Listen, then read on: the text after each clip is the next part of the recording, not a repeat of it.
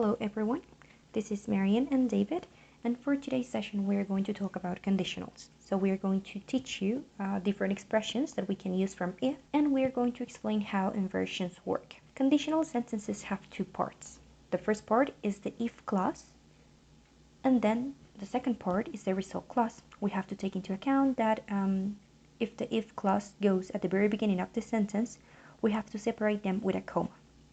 If this if clause goes at the end of the sentence, there is no need of any comma there. Now, let's talk about zero conditional. This is commonly used to talk about general truths like scientific facts. Its structure is present simple in both parts on the if clause and the result clause. For example, if you touch fire, you get burned. Okay? We can also replace if with when or whenever. Okay, now we have first conditional. First conditional is used to refer things that might happen in the future. Its structure on the if clause, we use present simple, and the result clause or the main clause, it is also called that way, we use future simple. It is important to consider models to express a recommendation, a degree of certainty, and to ask for permission. We can replace it instead of will, as you can check on the examples below.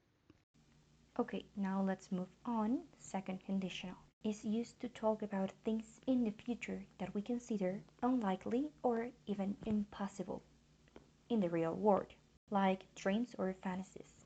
Its structure on the if clause, we use past simple, and the result clause, we have to use would or could plus the infinitive form of the verb. We can also use present continuous. And last but not least, third conditional. We use third conditional to talk about the past, okay? So we use it to imagine a change in the past and how things would have been different in the past as a result. Its structure on the if clause, we use past perfect, and the result clause, we use would or could have plus past participle on the form of the verb.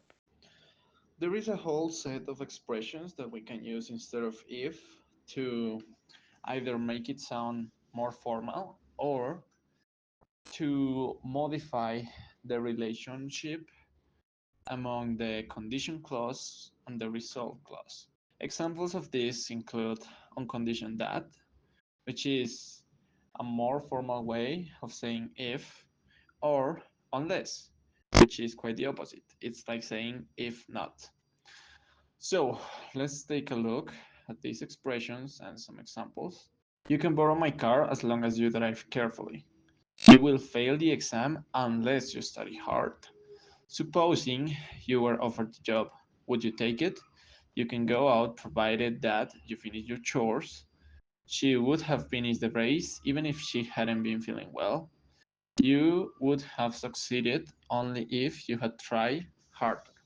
So as you can see, we have many expressions. Some of them may work as if quite literally, and others change the logic of the sentence. Now, let's move on to inverted conditionals.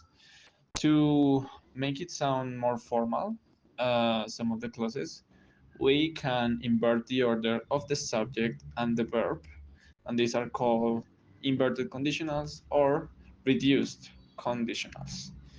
In order to do so, what we have to do is to put the auxiliary or something that may substitute the if word, as for example should, before the subject, followed by the infinitive or the main verb. For example, should you book with us again, we will provide you with a 3% discount. This is the same as saying, if you book with us again, we will provide you with a 3% discount. If we want to make it negative, we have to place the not after the subject. Should you not book with us again, we will provide you with a 3% discount. And in some cases, with the other type of conditionals, we have to put the auxiliary first and not a modal verb.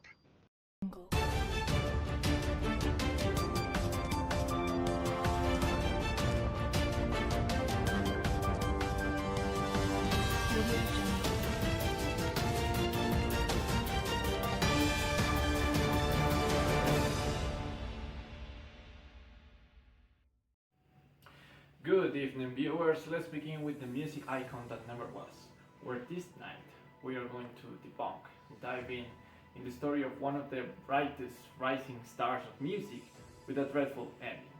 As many of the viewers requested it, we honor the memory of Christina Grimmie.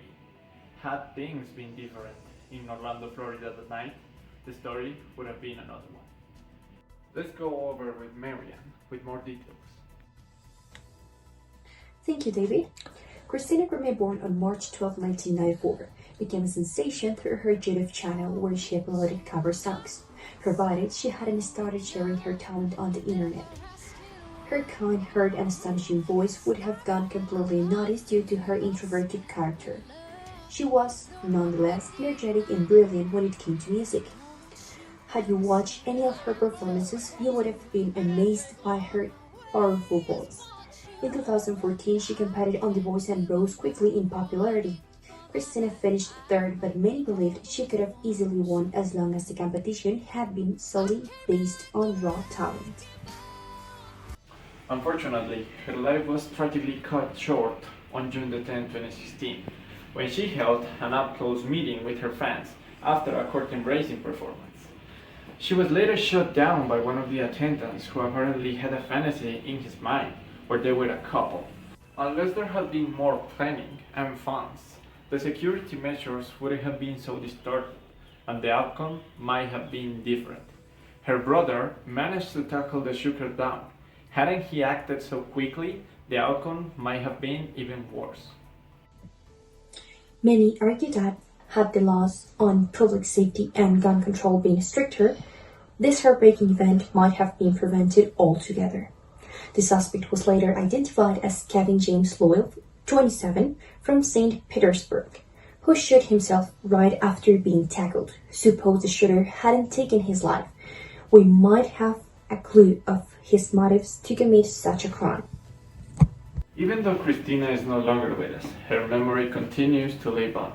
Had her friends and fans not rallied through her memories, her legacy in music and her story might not have reached to us after so many years of her passing. Her family established a foundation where they raise awareness and funds for victims of gun violence. Christina Grimmie's life, filled with promise and talent, leaves us with a sobering reminder. Unless we take action to address the root causes of such tragedies, we risk losing more bright stars like her in the future.